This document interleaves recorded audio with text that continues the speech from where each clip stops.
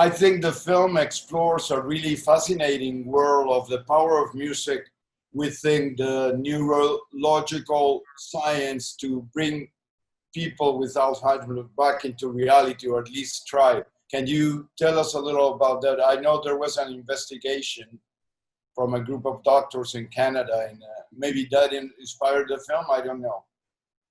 So yes, the use of music in the movie and really the exploration of the power of music was very much something that we wanted to explore.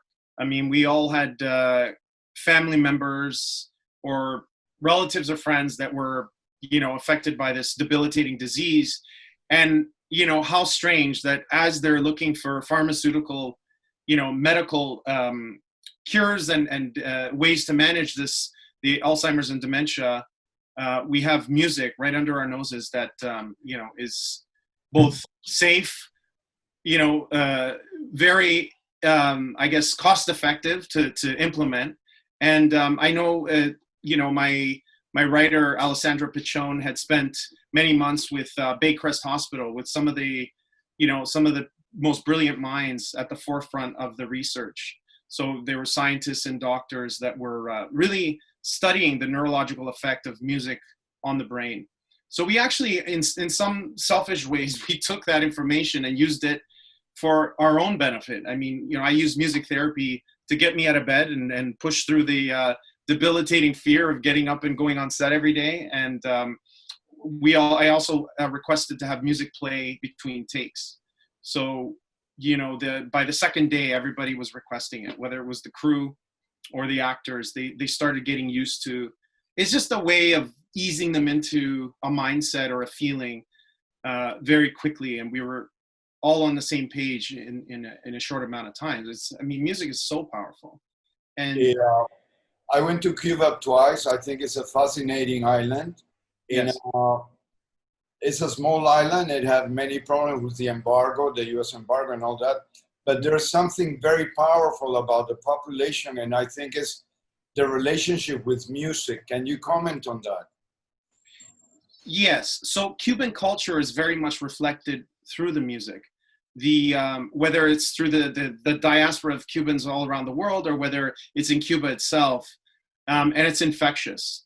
It's when you look at a country with its own challenges and limitations, and just lack of resources, frankly. I mean, they're able to transcend those challenges through their spirit, through the joy of who they are as Cubans. And it's a beautiful place to study and just to kind of observe and reflect, because there's no racial tensions, that the music transcends racial barriers. Like if you look at Afro-Cuban jazz, it has roots in Spain with the Spanish flamenco guitar and, African rhythms that were incorporated. It's like a beautiful fusion of music, people, experiences, and history.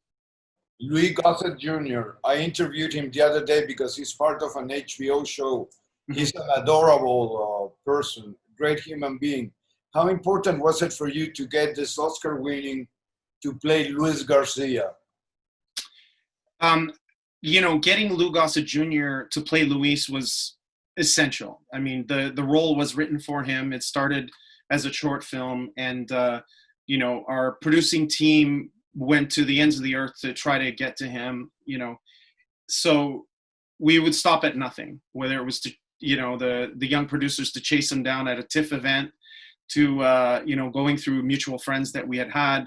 We just kept approaching him from all different angles, and finally he said, "I can't ignore these people anymore." And I had a wonderful encounter with him in Malibu when he used to live there, and being in his home, it hit me. As soon as I sat down, I looked around and I saw the poster for Roots and his Oscar on the mantle and Officer and a Gentleman, all these great accolades and Emmys that he had received. And that's when I became extremely, intimidated for a moment. I said, wow, I'm in the presence of greatness. And, but he has such a charm about him, such a childish spirit that is infectious. And having him on the set was a joy, and he elevated all our game. I mean, he brought us to 100% every day. So Sergio, how important was it for you to have within the narrative the Alzheimer's patient in the young 19-year-old girl helping him, and she's coming of age, and he's not coming of age on the others. Living a different situation. Yes. So I They think, get they work together really well. well, the two characters, the young Afghan nurse, Mina, played by Anna Golia, is, I mean, it is in so many ways a coming of age story. So her encounter with this enigmatic older gentleman, who we find out has Alzheimer's, and then through their encounters, we discover he was a one-time very famous Cuban musician. They learn from each other. You know, he's able to impart all this wisdom and knowledge and experience, and really help her come into her own. And she helps give him his final hurrah. You know, like it's he got to express himself one last time, you know, in this final chapter in his life. So it's a very beautiful exchange, and it transcends cultural barriers and also generations. I mean, he's in his 80s and she's, you know, barely 20. So it's the fact that they're able to find a common ground through music is really beautiful, I think. If I ever get Alzheimer's, I will listen to Cuban music. It will work. It will work.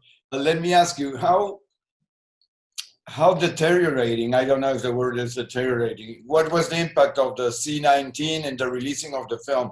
I know it was ready for May 21st, and now it's a different way of marketing and a different way of releasing the movie, right? We're, you know, admittedly, we're in a different world right now. And the interesting part is that whoever we speak to, we're all in this together. There's not a person on the planet that hasn't been somehow affected by COVID-19 and this global pandemic.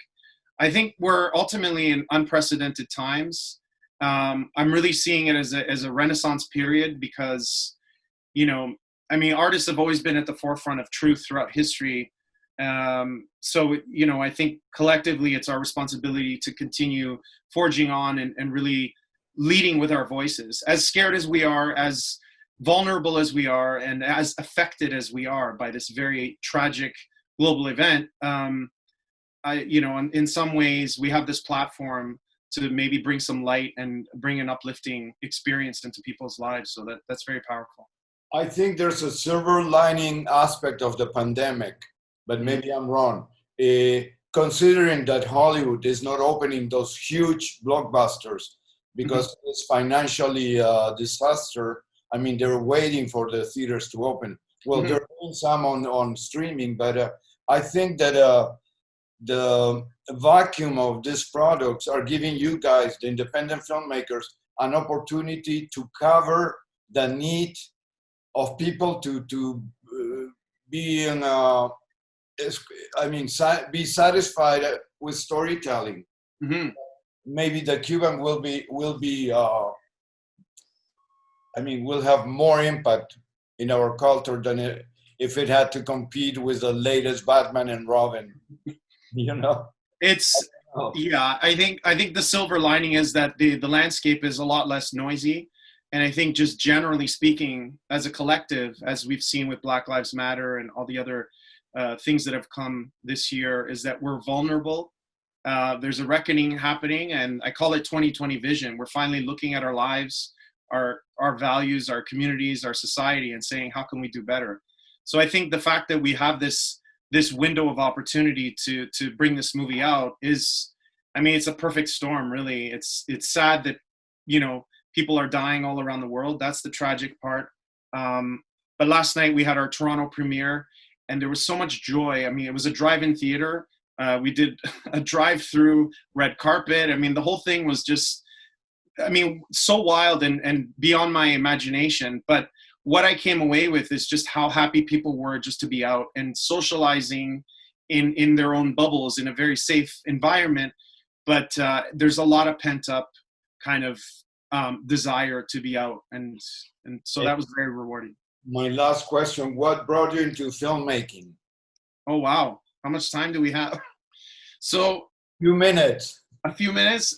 What brought me into filmmaking is really, you know, like many people, I had dreams as a child to get into film. I remember my parents taking me to Italian movies in our, in our local community, there was an Italian theater in Toronto where they play these schlocky Italian movies and some great ones. And I just remember how much joy it brought to my parents. And I thought, this is an art form that I want to be a part of. If I can, move more than just my parents and really use the power of it to really affect people, what a privilege to be able to do that. So that's really, as an art form, it's a great way to express oneself, and it's also collective. It's like a collaboration of artists. I get to work with people like Hilario Duran, who's Grammy nominated virtuoso pianist from Cuba, and Shohreh Aghdashloo, who's an Oscar nominated actress. I mean, what a joy to be able to learn from these other artists. So now, Sergio, we're ready for your next movie. Okay, I'm ready. I'm ready to shoot it in here. How long do we have to wait? Who knows? Who knows? Listen, if in the burner. Yeah, I mean, I'm rethinking everything. Like, what do I want to spend my time doing? And I do have some projects that we're developing. My company, Snap Films, with my partner Alzheimer Patient. I'm revisiting movies like Newlyweds, that was made for under $10,000, or My Summer in Genoa with Colin Firth, that was made with 5 or 8 person crew. Those are the simple movies that I want to tell. Whether it's a two-hander or just simple stripped down movies that take us back to neorealism. Like even the movie Roma. I mean, it was epic, big in terms of production, but the story is simple, and we need to get back to simple storytelling.